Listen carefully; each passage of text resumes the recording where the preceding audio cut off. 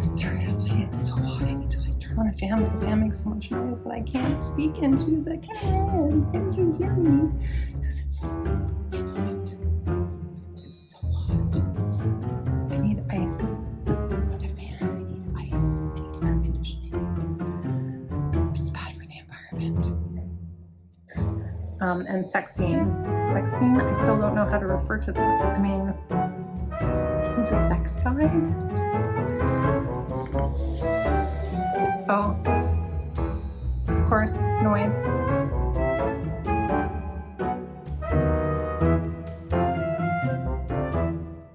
Hi everyone, welcome to the hottest day of the summer. I think that it might be the hottest day of the summer, although I do recall filming early in the summer and it was extremely hot as well. So a toss-up. I remember being very sweaty in that video too, and I'm afraid that it's going to be a repeat in terms of heat and sweatiness because it is stinking hot and my apartment is on the second floor and the sun just streams in and I love it. Don't get me wrong, I love it, but I also hate it. It's like a love-hate relationship. How's everyone doing? As promised, it is, where are we today? Tuesday. I had hoped to do this yesterday, but my schedule is a little ambitious. As promised, here is your July wrap up. Yes. Oh my goodness, I read a lot of books in July. Do I even attempt? Okay, my first TMNF was in July. Do I even attempt to hold up? Shall I hold them up in no particular order? Oh my gosh, it's like in no particular order. And is it going to be a part 1, part 2, part 3, part 4? I mean, that's a lot of books in no particular order. What do I start with? Where shall we begin? Shall we begin with the good, the bad, the ugly? The good, the bad, the weird. All right, let's start with the one that I DNF'd because I want to get that out of the way real quick. And I mean, I kind of thought there was a possibility that I would dislike this book because it's not really my thing, but I kind of was curious as well because of the hype. So the first book I'm going to talk about is I'm Thinking of Ending Things, which I'd heard quite a bit about and was curious about. I never watched the Netflix movie, despite the fact that there is one. I hated this book. I read I read about 100 pages and I finally DNF'd. And it's very rare. If you guys watch my channel, you'll know that it's very rare for me to DNF a book. And you know how much I love to read an excerpt? Usually when I read an excerpt, it's because I love a book.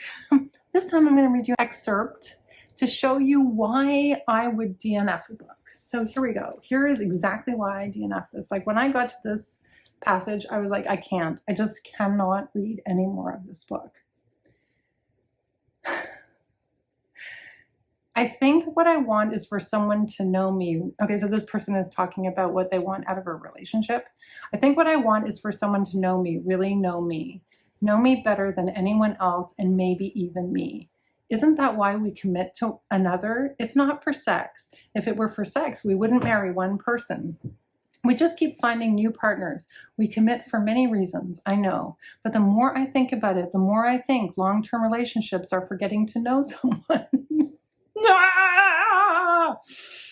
So yeah, it just goes on in this manner. I really hated this book. This book is not good. I read 100 pages of this book, 100 pages I will never get back. And I don't even think I can say why I didn't like it because I don't even know what I read. I don't even know what it was about. DNF'd, no rating. I did not like that book. I tried. So that was like kind of the worst of the worst.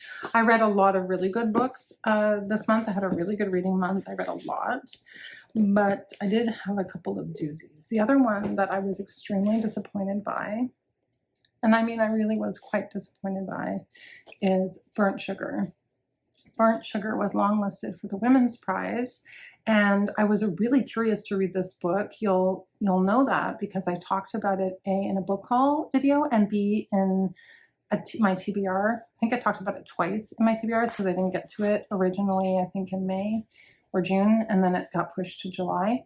And man, was this book ever disappointing. Just because I think it's one of those cases where my expectations for this book were too high.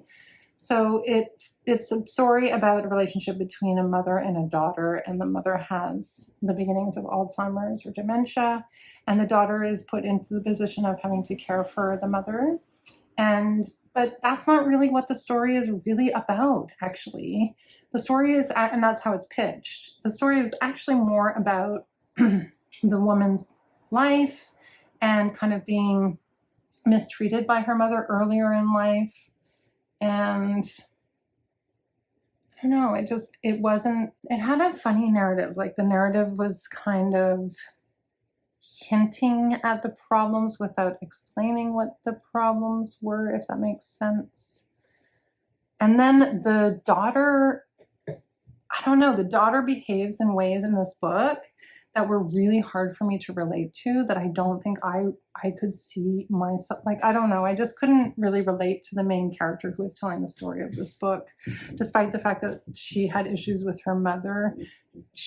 There's so much resentment to the mother, and there's so much, but also the younger character is just not a very likable character. So it didn't hit for me at all. And I was really disappointed because I was very curious about this exploration of the relationship between a mother and a daughter, particularly with the mother having dementia. I am actually, I'm schwätzing. So yeah, I'm not going to give it a rating, but I really was disappointed by that book. Then I read some pretty crazy stuff. I went into my local bookstore and I asked for some thriller recommendations. I think I talked about this in my TBR for August or July, I can't remember. And I was recommended the following two books, which were both kind of, one of them I'm not really sure how I feel about, and the other one I thought was really good, pretty good. The first one is In the Miso Soup. I went on Goodreads and there's something like 30,000 comments on this book. So clearly it was hyped. It's by Mirukami. I don't know how to pronounce the author's first name. And it's translated by Ralph McCarthy. And it's actually quite good. However, disclaimer, it's pretty horrifying. Like it's in the horror. It's kind of like Silence of the Lambs in book form. I don't know. Is that a good comparison? Maybe. Let me just explain the synopsis for this one. This one is set in Tokyo, and we're introduced to our two main characters, Kenji and Frank. Kenji is a tour guide, but is a tour guide for all of the sex shops, nightlife. That's a nice way of saying it. But it's a very disturbing read. It's got very graphic violence and a very graphic murder. The first half is very good because it builds up tension between the two main characters. So we have Kenji, and then we also have this American character, Frank.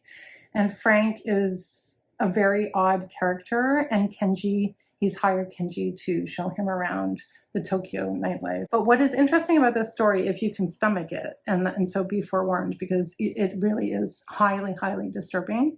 But if you can stomach it, what's really interesting about this book, or what I found interesting, is that the way that it's narrated is that Kenji narrates the book and narrates the experience of being with this guy, Frank, who he begins to suspect over the course of the evening. It takes place over 3 days or 3 evenings. He begins to suspect that that Frank is a killer. And that tension between him trying to figure out whether Frank is dangerous or not, and Frank kind of messing with him, and that tension between the two of them is what's really good in the first half of the novel. And then the second half of the novel, things go a little crazy. So in the second half of the novel, it just becomes really twisted. And I will leave it there. It reminded me a lot, if you've ever read The Dinner it has that same kind of like horrifying crime.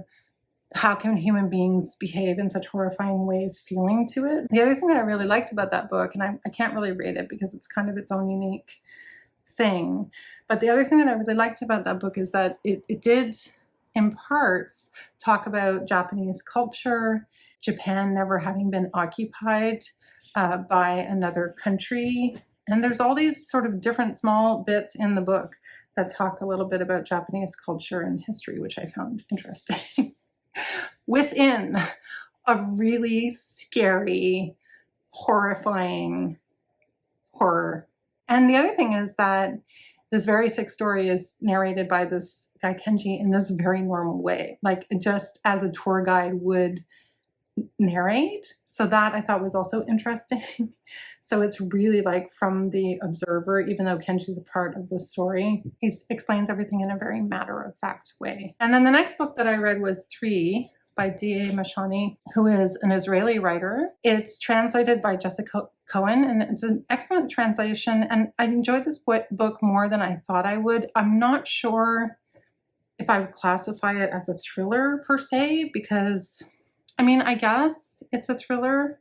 It's a psychological thriller. That's what I would say it is. It's told in as 3 stories of 3 female victims. And it starts out with, their stories are told with a lot of detail about the lives of these 3 different women. So there are 3 victims. One is a single mother. It's during her divorce and she's dating, and about her experience dating. And the second victim is an illegal immigrant, an Eastern European illegal immigrant working in the care for the elderly. And she is the second victim. And then the third victim, we learn a little bit less about the third victim, who is like more of an academic or researcher. And they're all victims of the same person. Talks a lot about these women's experiences and about the choices that they make. And it's interesting because some of the choices that they make don't seem to be consequential, and some of the choices that they make are just very bad. Like you're reading and you're like, don't do that, that's not a good idea. And then some of the choices that they make because they don't really have much other choice. And all 3 of them are victims of the same killer. I really enjoyed this. I thought it was really well written. And what I really appreciated about it is that it's written by a man, but the experiences, the women's experiences, the 3 victims' experiences, I think were really well written. Like I read those 3 stories of those 3 women and thought, yeah, it's got it right there. It's got that right. Yeah. You know, so I thought that was commendable, that was appreciated. What should I talk about next? Okay, I'm going to talk about 2. No, I'll save those till the end. Okay, I'm going to talk about Queenie.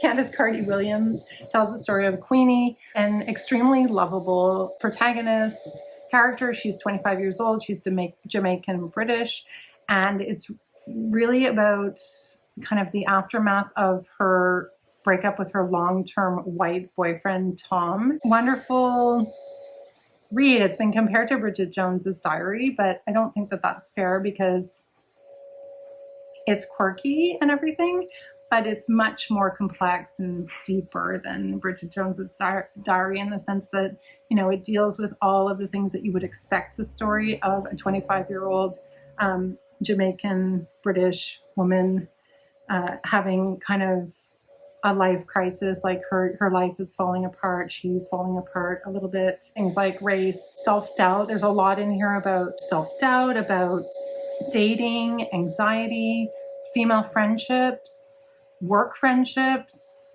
and work experiences that she has. And Queenie is a very lovable character who is extremely flawed in the sense that she doesn't always make great decisions, just as you would expect. So from that perspective, I really enjoyed this book. I thought it was really good. I really liked the way that it was written. There are a lot of chats that she has with her girlfriends. There's a lot of, you know, this kind of way of presenting the dialogue.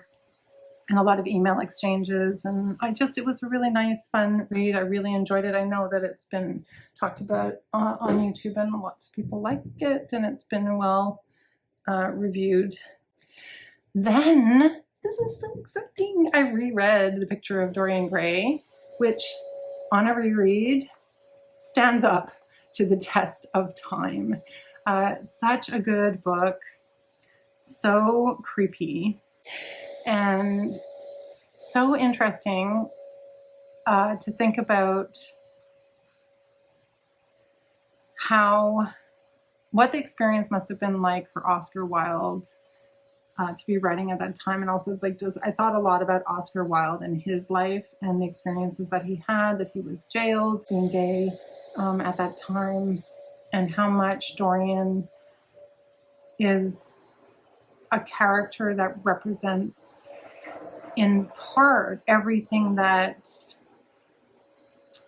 is bad about our society, in the sense that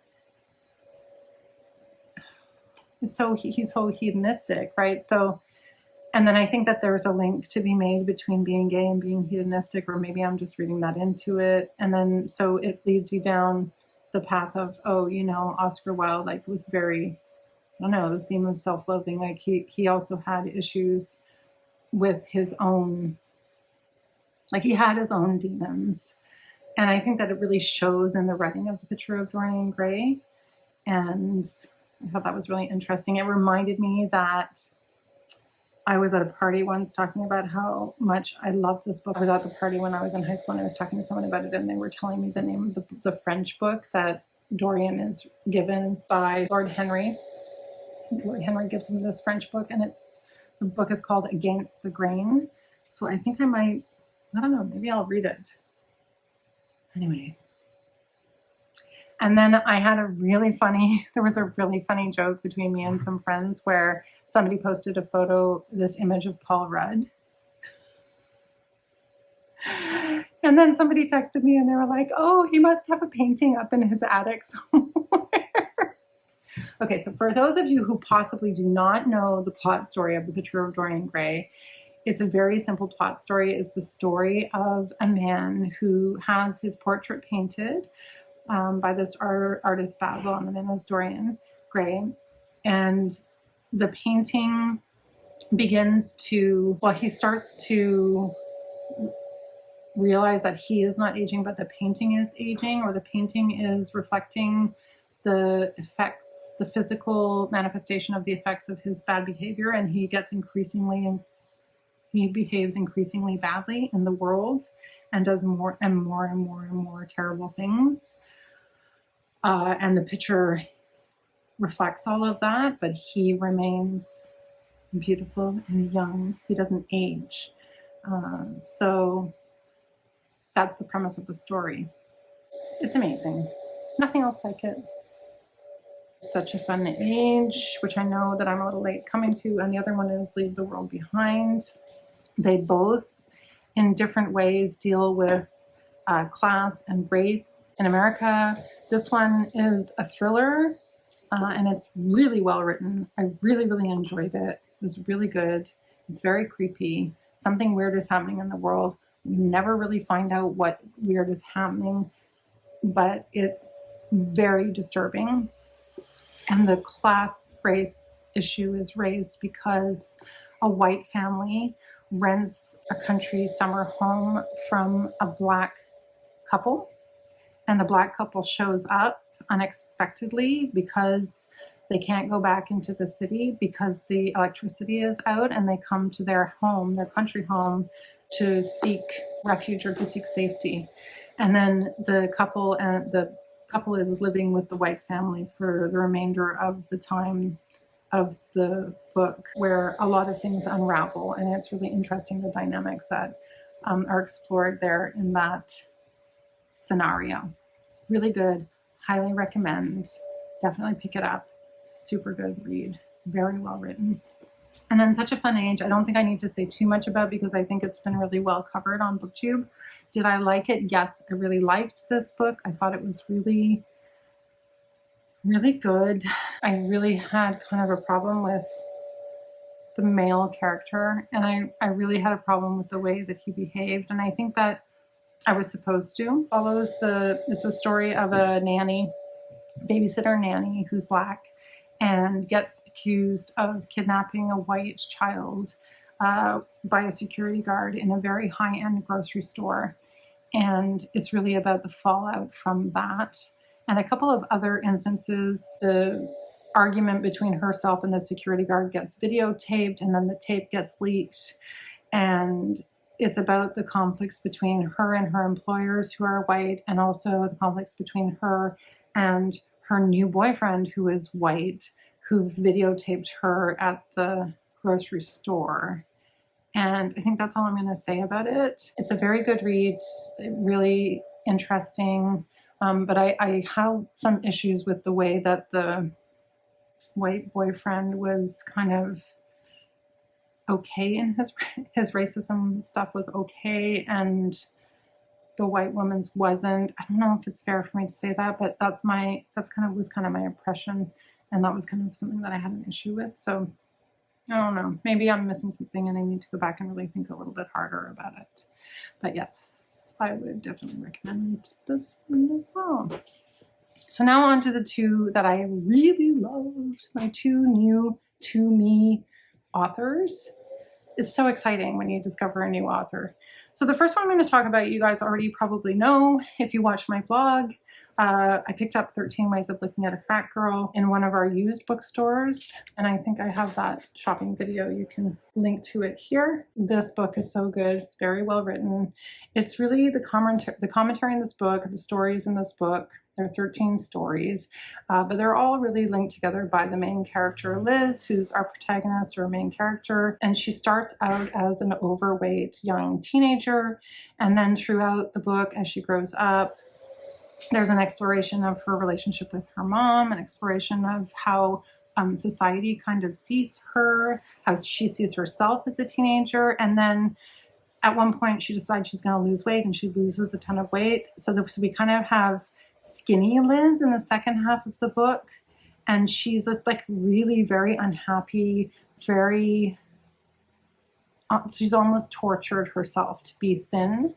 And I just thought it was a scathing look at how society treats women and women's bodies, and how women are expected to spend so much time thinking about their appearance, their bodies, and how they look to other people, and what that means in terms of how other people treat them. I know that there's been some criticism of this book by women in particular who identify as being fat, just saying that it's a very negative representation of fat girls, and that fat girls can be happy as opposed to being self-loathing. But I think that might be kind of unfair to Mona Awad and what she's trying to do here, because I think what she's trying to do is to suggest that, or to tell the story of those people who experience their lives are made more difficult by the fact that they are oppressed because of, and I don't think she's just talking about fat girls, I think she's talking about women in general. So that criticism I find a difficult one, because I don't think it's the point that Mona Awad is trying to make.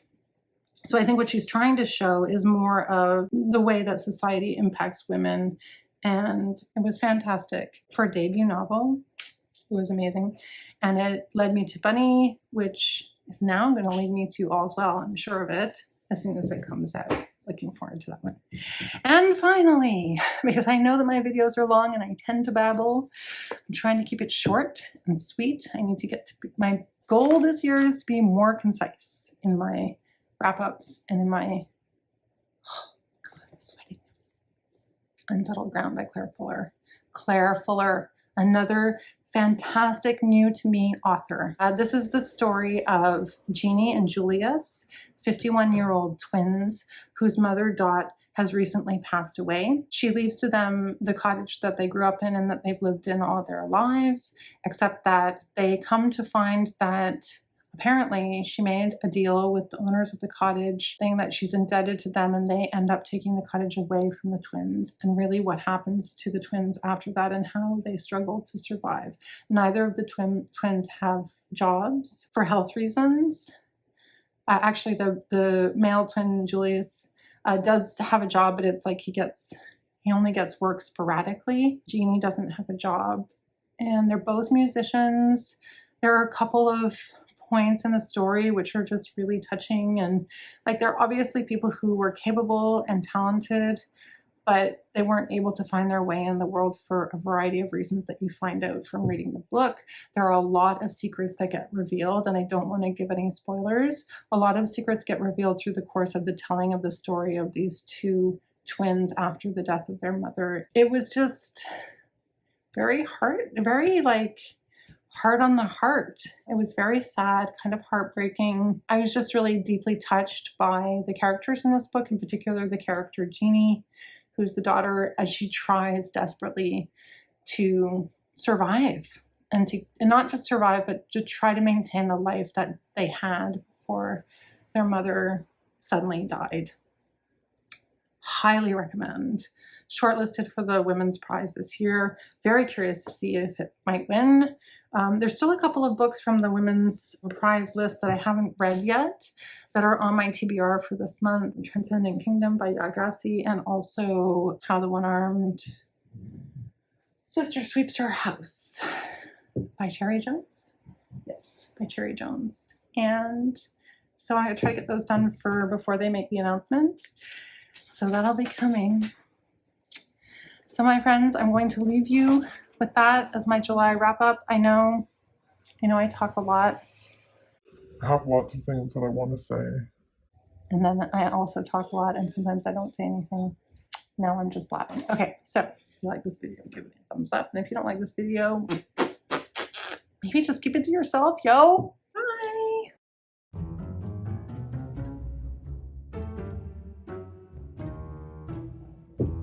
See you in the next one.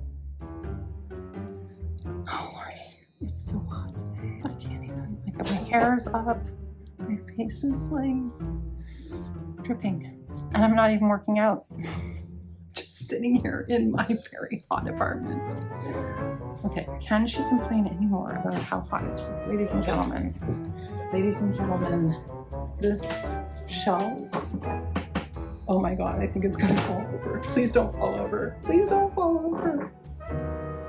This shelf is scaring me. My floor is slanted. I'm filming in a new spot and the floor is slanted. I'm on a wheelie chair. No, so I'm just struggling to stay in one spot. No, seriously. Bye. Bye. Bye.